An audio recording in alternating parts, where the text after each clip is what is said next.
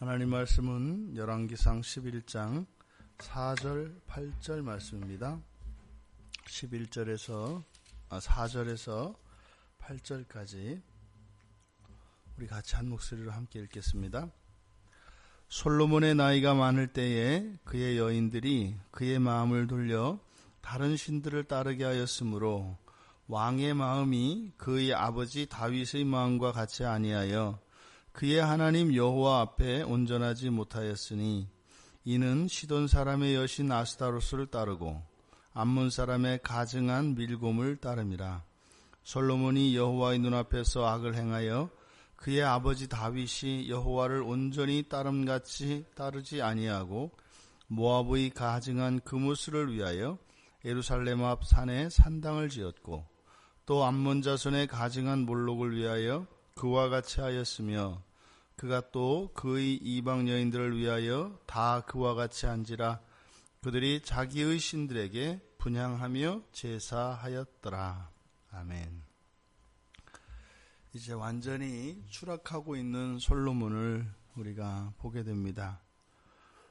이 열왕기의 내용에 추가하는 것, 열왕기의 기사를 조금 더 보완하고 추가하는 그런 것이 역대기라고 말씀을 드렸는데, 역대기에서는 이 솔로몬의 우상 숭배에 대해서는 더 이상 할 말이 없다 하는 태도입니다. 그래서 더 추가가 되지 않습니다.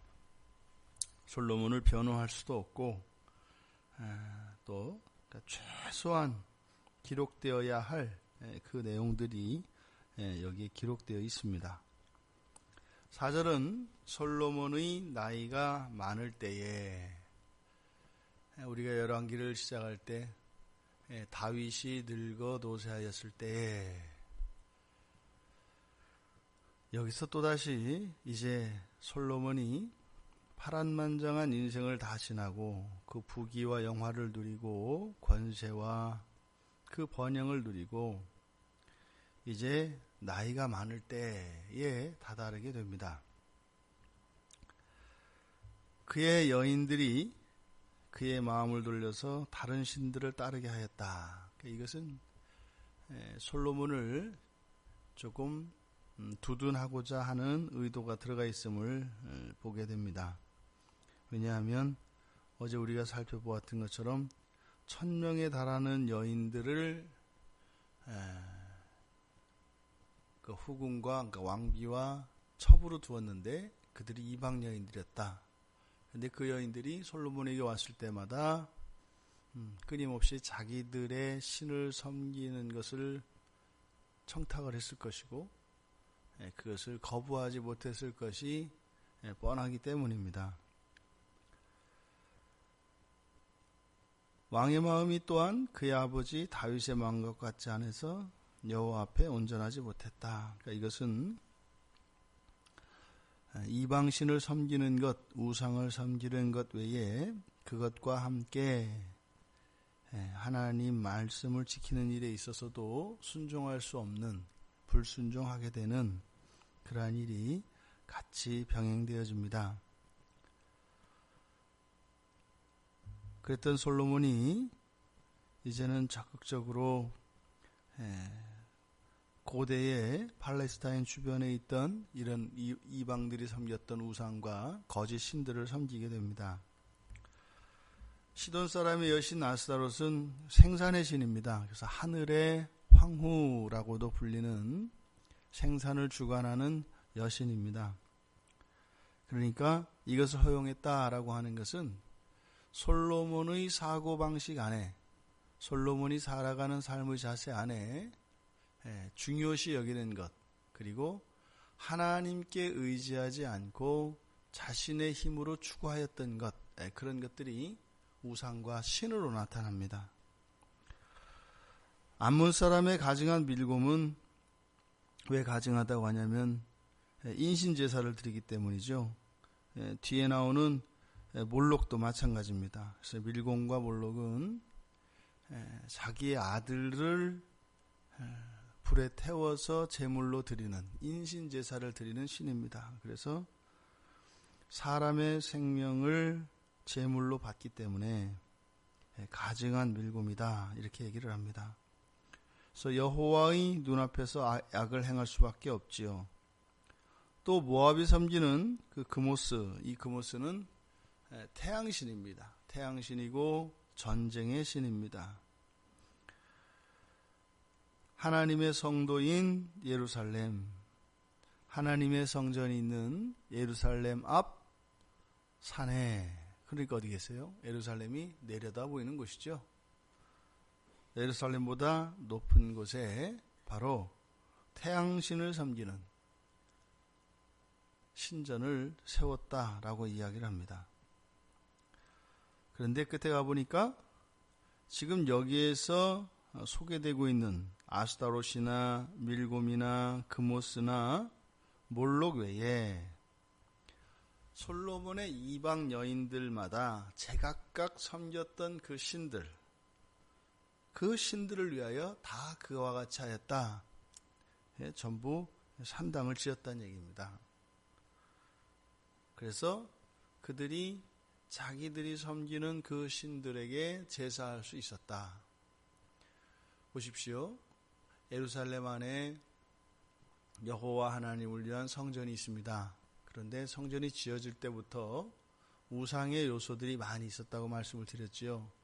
그런데 그 예루살렘 성전에 대한 역사적 고찰을 역사가들의 그 조사한 내용을 보면 오래지 않아 거기에 많은 우상들이 예루살렘 성전에 차지하게 됩니다. 곳곳에 이런저런 우상들이 여호와의 전, 바로 여호와를 위하여 지었던 성전에 들어오게 되고, 예루살렘 밖, 예루살렘 주변에 있는 산에도 이런 산당들이 세워졌다는 겁니다. 그러니까요, 마치 교회가 하나 있는데 교회에 들어가는 입구에도 이런 불상들이나 이런 부적들이 붙어 있고, 또 교회 주변에 온통 이런 만신전과 이런 점집과 이런 무녀들이 교회 주변으로 그 검은 기, 빨간 기를 펄럭거리고 있는 그런 모습이 지금 솔로몬 당시의 예루살렘인 겁니다. 오늘 말씀을 보면 솔로몬뿐만 아니라 누구에게나 이렇게 인생의 기력이 다할 때, 그 쇠할 때가 옵니다. 열왕기 저자가 나이가 많을 때에 이러한 일이 있었다라고 기록한 목적이 바로 솔로몬이 타락하였던 그 사실만을 기록하고자 함이 아니라 이 성경을 읽는 우리들에게 교훈을 주고자 하는 것입니다. 그러니까 모든 사람에게는 이렇게 추락하는 때가 있게 된다. 그럴 때가 항상 노리고 있다. 그러니 우리는 늘 그때를 대비해야 합니다.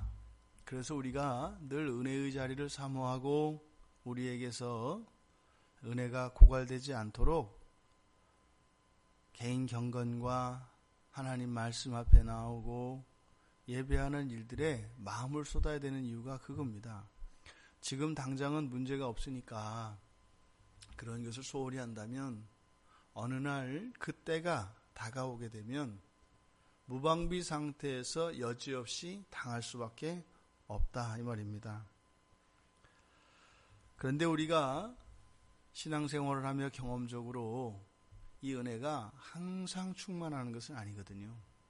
은혜가 항상 충만해야 되겠습니다. 그렇지만 그게 우리들이 원한다고 그렇게 되는 것도 아니고 원하지 않는다고 해서 은혜가 고갈되는 것도 아니죠. 왜요? 우리의 본성에 문제가 있기 때문입니다. 은혜는 결국 우리의 본성적인 죄로 인해서 계속 소모되게 되어 있습니다. 피를 빨아 먹으면서 만족할 줄 모르는 거머리와 같이 우리의 본성 또한 이런 죄성이 끊임없기 때문에 은혜가 부어지고 부어져도 그것을 먹어치우며 끝이 없다 이 말입니다. 그래서 은혜가 부어지는 일과 함께 보다 근본적인 것은 우리의 본성의 변화가 일어나야 합니다. 만약에 항상 이 모습 이대로 살아가고 있다면 은혜는 고갈될 수밖에 없습니다. 왜냐하면 본성의 변화가 일어나지 않는다면 우리에게 부어지는 은혜의 분량이 상대적으로 점점점 그 비율이 떨어질 것이기 때문입니다. 동일한 은혜가 부어져도 우리의 본성의 변화가 일어나지 않으면 은혜는 고갈되게 되어 있습니다. 근데 우리가 그렇게 항상 고갈되지 않는 것은 무엇이에요? 우리 안에 본성의 변화가 일어나고 있기 때문입니다. 항상 그 은혜를 내가 누리는 것은 아닌데 그렇게 맨날 은혜가 고갈되어 있고 목마르지 않은 것은 뭐예요? 우리의 힘으로 아니라 성령의 힘으로 우리 안에 이 본성의 변화가 일어나기 때문에 그러지 않은 겁니다. 그래서 보다 근본적인 것은 우리의 본성이 변화되어야 합니다. 그래서 본성의 변화를 구해야 합니다. 또한 우리가 이 솔로몬의 이 타락의 과정을 통해서 우리가 환경을 정비하며 우리가 늘 깨어 그것에 대비해야겠습니다. 솔로몬이 추락하는 그 과정을 보면 하나님에게서 마음이 멀어집니다. 그리고 나서 우상들에게 마음을 허용하게 되죠. 그러면 다른 신들을 하나님과 함께 따르게 됩니다. 다신교적 그런 신앙생활이 나오는 거죠. 그러면 그때 일어나는 현상은 하나님께 순종을 하긴 하는데 온전한 순종을 거부합니다. 그러니까 온전하지 못한 순종을 합니다. 그때는요, 자기의 주관에 의해서 순종과 불순종을 결정하게 되는 거죠. 그것은 점점 완전한 불순종을 향하여 나아갑니다.